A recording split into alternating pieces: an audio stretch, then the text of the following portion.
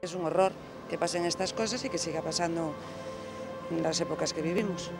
Non hai nada de que había aí unha nena, nin moitísimo menos. A xente por aquí está asustada. Os rapaz tan xoven que tiveran aí oculta. Están temblando de frío.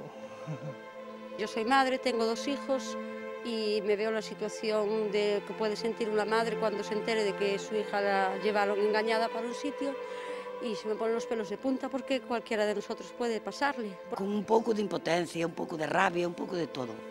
Un pouco de todo porque eso non é normal. Que haya trata de mujeres en este país es increíble. No sé, es que no te lo imaginas que puede estar pasando eso así tan cerca. O yo no me lo imagino, vamos. O que non vexo normal é que o abriran outra vez tan axiña, non? Que o abriran. Que esté ya donde esté, pero al ser aquí al lado, pues mucho peor, porque no te imaginas que aquí pase algo así. La culpa es, como siempre, es de los gobiernos que no actúan, que no ponen... No se busca a los responsables. Refiero a que debían de penar a esta gente.